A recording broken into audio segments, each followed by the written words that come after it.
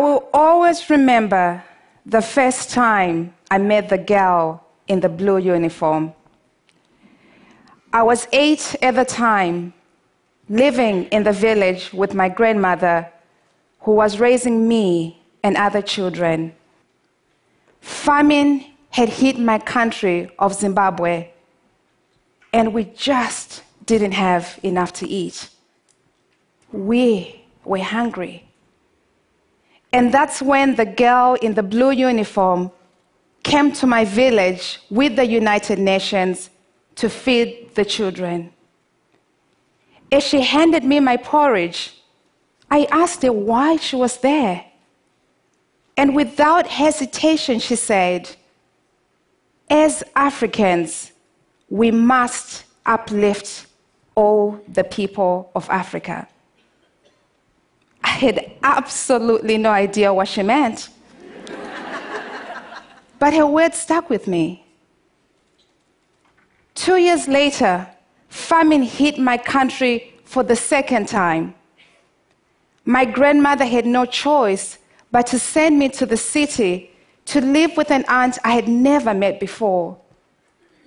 So at the age of 10, I found myself in school for the very first time. And there at this city school, I would experience what it was to be unequal. You see, in the village, we're all equal.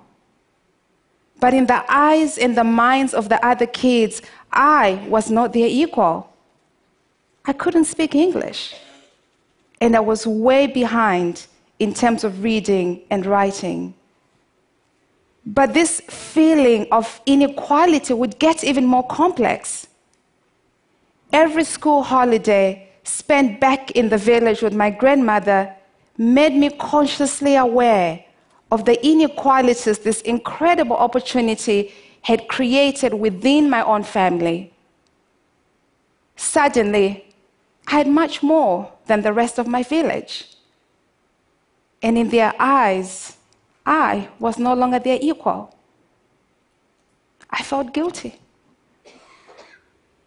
But I thought about the girl in the blue uniform, and I remember thinking, that's who I want to be. Someone like her. Someone who uplifts other people. This childhood experience led me to the United Nations and to my current role with UN Women, where we are addressing one of the greatest inequalities that affects more than half of the world's population, women and girls. Today, I want to share with you a simple idea that seeks to uplift all of us together. 8 months ago, under the visionary leadership of Phumzile Mlambo-Ngcuka, head of UN Women, we launched a groundbreaking initiative called He for She, inviting men and boys from around the world to stand in solidarity with each other and with women to create a shared vision for gender equality. This is an invitation for those who believe in equality for women and men, and those who don't yet know that they believe. The initiative is based on a simple idea that what we share is much more powerful than what divides us. We all feel the same things. We all want the same things, even when those things sometimes remain unspoken. He for She is about uplifting all of us, women and men, together. It's moving us towards an inflection point for gender equality. Imagine a blank page with one horizontal line splitting it in half. Now imagine that women are represented here and men are represented here. In our current population, He for She is about moving the 3.2 billion men, one man at a time, across that line, so that ultimately men can stand alongside women and be on the right side of history, making gender equality a reality in the 21st century. However, engaging men in the movement would prove quite controversial. Why invite men? They are the problem. In fact, men don't care, we were told. But something incredible happened when we launched She4She. In just 3 days, more than 100,000 men had signed up and committed to be agents of change for equality. Within that first week, at least one man in every single country in the world stood up to be counted. And within that same week, He4She created more than 1.2 billion conversations on social media. And that's when the emails started pouring in, sometimes as many as 1,000 a day. We heard from a man out of Zimbabwe who, after hearing about He4She, created a husband school. He literally went around his village, handpicking all of the men that were abusive to their partners and committed to turn them into better husbands and fathers. In Pune, India, a youth advocate organized an innovative bicycle rally mobilizing 700 cyclists to share the He4She messages within their own community. In another impact story, a man sent a very personal note of something that had happened in his own community. He wrote, "Dear Madam, I have lived all of my life next door to a man who continuously beats up his wife.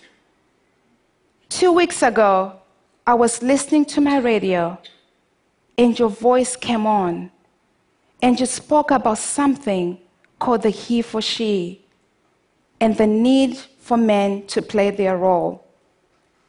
Within a few hours, I heard the woman cry again next door. But for the first time, I didn't just sit there. I felt compelled to do something. So I went over and I confronted the husband.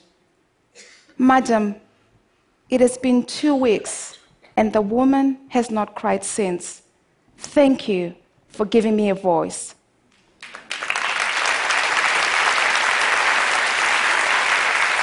Personal impact stories such as these show that we are tapping into something within men.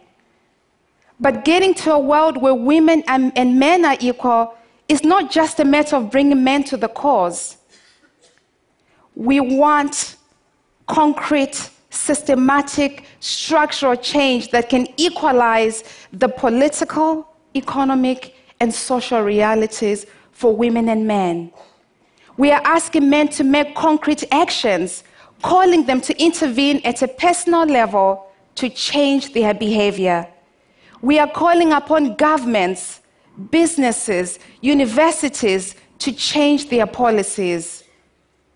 We want male leaders to become role models and change agents within their own institutions. Already, a number of prominent men and leaders have stepped up and made some concrete He4She commitment.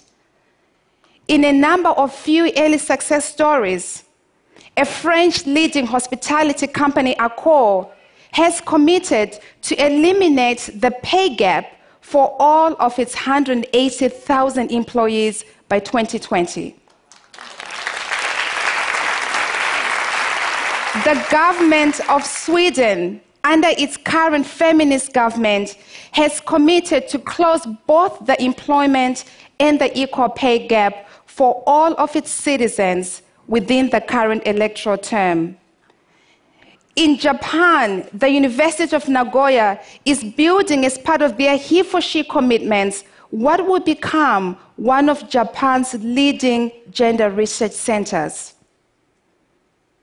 Now, 8 months later, a movement is building. We are seeing men sign up from every single walk of life, and from every single corner in the world, from United Nations own Secretary General Ban Ki-moon to the Secretary Generals of NATO and the EU Council, from the Prime Minister of Bhutan, from the President of Sierra Leone. In Europe alone, all the male EU commissioners and the members of parliament of the Swedish and Iceland government have signed up to be he for she. In fact, 1 in 20 men in Iceland has joined the movement. The rallying call of our passionate goodwill ambassador Emma Watson has garnered more than 5 billion media impressions, mobilizing hundreds and thousands of students around the world to create more than 100 he for she student associations. Now this is the beginning of the vision that he for she has for the world that we want to see. Einstein once said, "A human being is part of the whole, but he experiences himself, his thoughts and feelings as something separate from the rest." This delusion is a kind of prison for us. Our task must be to free ourselves from this prison by widening our circle of compassion.